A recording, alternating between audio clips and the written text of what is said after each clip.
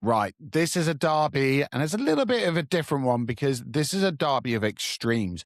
On one side, you've got us in a title race, chasing perfection, knowing we can't afford to slip up again after Wolves. And on the other side, you've got Spurs 5 points above the relegation zone, no league win in the whole of 2026, worst winless run since 2007, manager sacked, squad falling apart.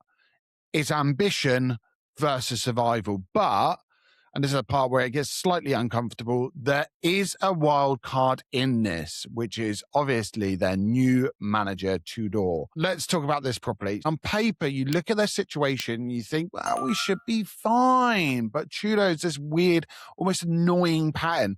Since 2020, at 5 different clubs, so that is Split, Verona, Marseille, Lazio, and Juventus. He's won his first game in charge every single time. Now, that's probably not luck. That's really new manager bounce on steroids, let's be honest. And here's where it gets even more ridiculous, because he's currently training with 13 senior players. 13. They've got 10 major injuries. It is chaos over there. And yet, history says he finds a way to get a result in his first game. And wouldn't that be just such an Arsenal thing to do? Our arch rivals get their first win of the calendar year against us when we need it most. And we can't let that happen. So this isn't just Arsenal versus struggling Spurs. It's Arsenal versus desperation, chaos, and a manager who thrives in that exact scenario. That's the trap. Now, let's kind of compare the situations in terms of injuries and who the personnel are who are out, because there's a lot of them. So, Maddison, Kulusevski, Odegaard, Romero is suspended. They've got long-term knee injuries everywhere. And Tudor admitted himself it's a really rare thing to have this many senior players missing. Now, flip that to us. And we've been, ourselves, we haven't had an easy year when it comes to injuries. But Saka is available. Trossard looks like he's going to be available after an injury. Kind of like, can I call it a head injury? I don't know. Odegaard has a big possibility of returning. Havertz could be back. Marino is probably the only long-term absence, and that's a completely different picture. So the pressure flips. We're the healthier side. We're the better side. We are the favourites, and opt to give us a 60% chance of winning this game. Being favourites in a derby doesn't always mean that's what's going to happen. And it means nothing if you don't impose yourself. So our tactical blueprint for this game has got to be don't get dragged into the chaos.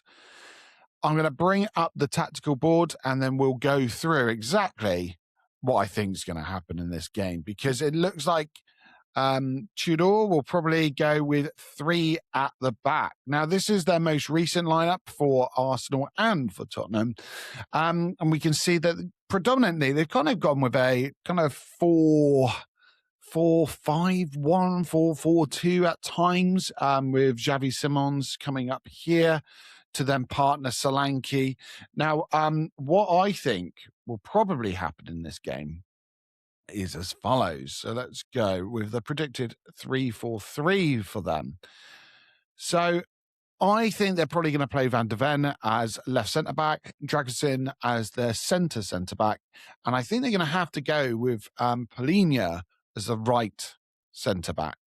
Not a move that is kind of the most obvious, but that's the only option right now. I mean, if you look over here at the bench, that's basically what they've got. And at the bottom, I've got 2 Arsenal players in Havertz and Odegaard, because they could be back. I mean, compare that to our bench. It's night and day, isn't it?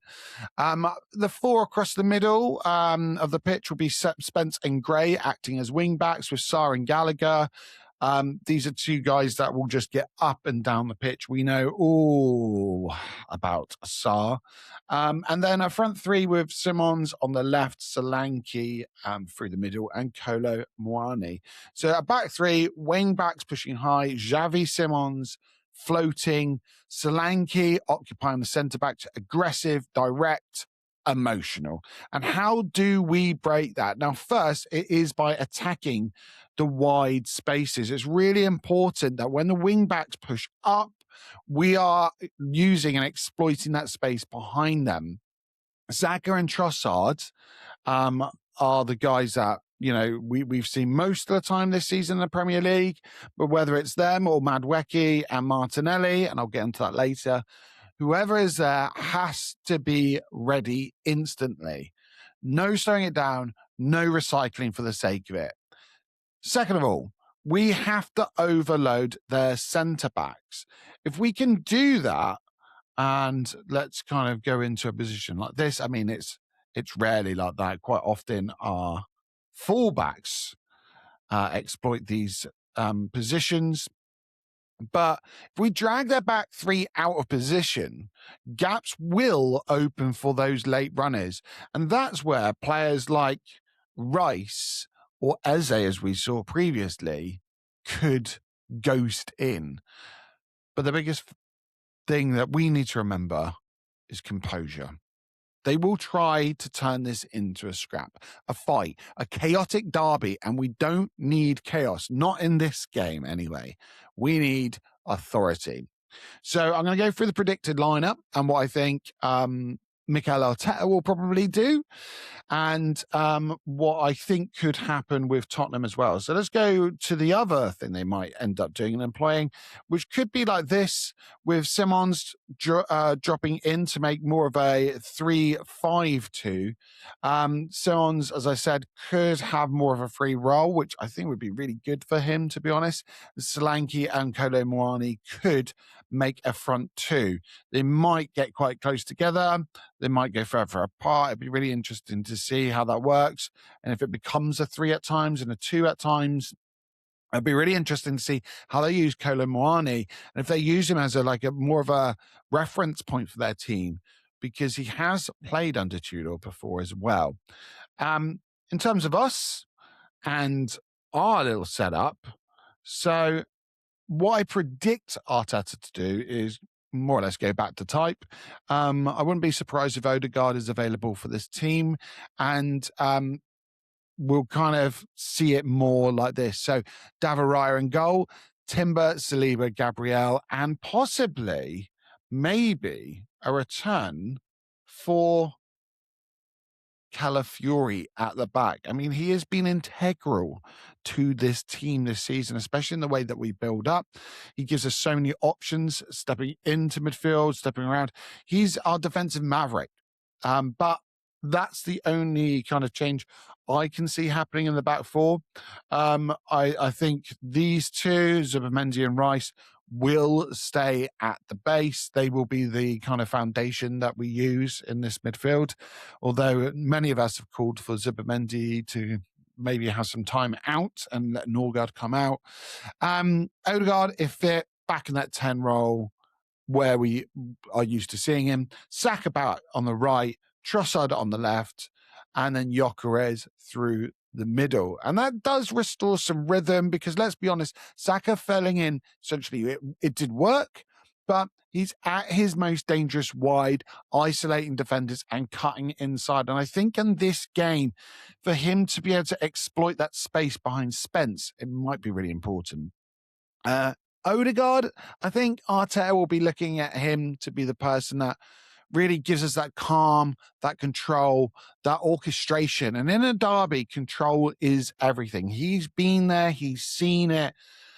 Maybe he's the person to bring back. And I think that's what Arteta will be looking at. Now, for my lineup, because I would go with something a little bit different. Let's have a little look here. I love this JLA tactics board, by the way. Thank you, James Lawrence Alcott. This is awesome. If I'm picking it, I'm being more aggressive. At right back, I'm putting Ben White in. He's got that calm. He's also got that bit of S-housery about him. He's a brilliant player that can teeter on the edge, but really understands when not to go over the edge. And I think that could be really important in this game. He understands derbies. He doesn't get flustered. He gives us so much going forward. And Jurrien Timber in our last game against Wolves, I've got to be honest, that is one of the worst performances I have seen for Timber, if not the worst performance I've seen from Timber since he came to the club. On the left, I've gone for Hincapié. It just gives us a little bit of extra defensive security, but he has been probably our best player against Wolves. He's been someone that's able to get in positions. You know, he scored a goal. He was denied a penalty, which I would argue probably should have been a penalty.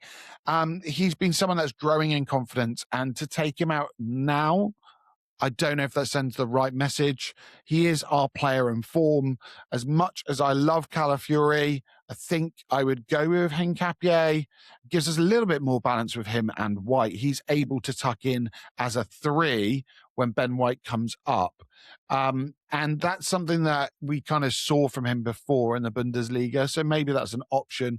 But either Calafiori or Hincapié for this game, I really don't mind. Maybe it's a little bit extravagant going with Calafiori and Ben White, though. In the midfield, Rice and Zubimendi stay. Zubimendi, for me, is an absolutely amazing player. I think the only problem we've seen with him is that he's just struggling with the schedule. And a lot of the time, he looks shattered. I think there was a huge selection mistake against Wolves. I think Christian Norgard should have come in against Wolves and given Zubimendi a little bit extra rest. He's had so many minutes in his legs. I think Christian Norgard's played only about 35 minutes this entire Premier League season, which is absurd because he was so good against Wigan. But nevertheless, I don't think this is the game to take Zubimendi out. Maybe if after the first 45, he's not looking sharp, he's not looking great, that's when you swap him and Christian Norgard, and we play that kind of midfield base.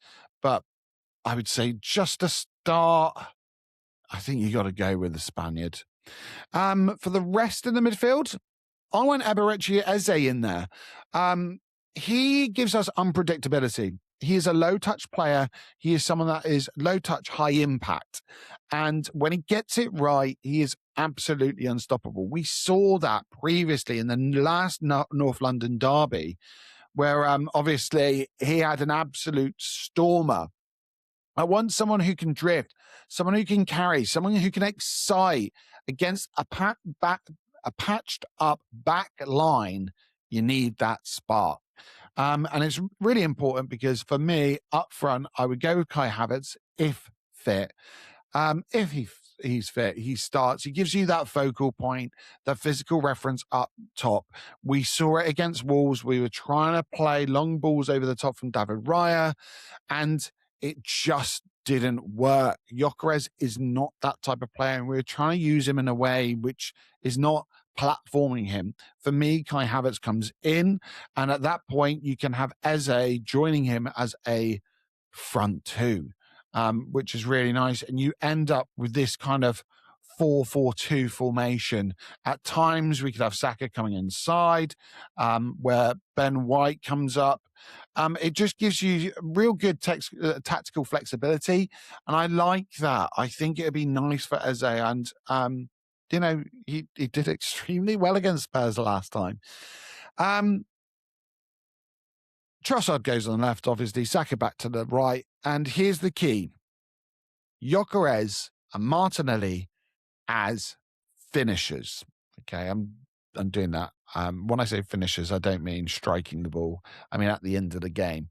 If you bring that pace and power on in the 70th minute against tire legs and a makeshift defense, that's how you break games open. This isn't just about starting strong. It's about finishing ruthlessly. And I think that gives you so many options. I think Kai Havertz could be a huge key in this game because if he is still available and, if we're in a position where we are in need of a goal towards the end of the game, That's your chance to bring an Eze out. That's your chance to bring a Gyökeres in. And then you've got more of a kind of a box crasher and Havertz playing off Gyökeres. Hopefully the game's a bit more stretched and Gyökeres can do that.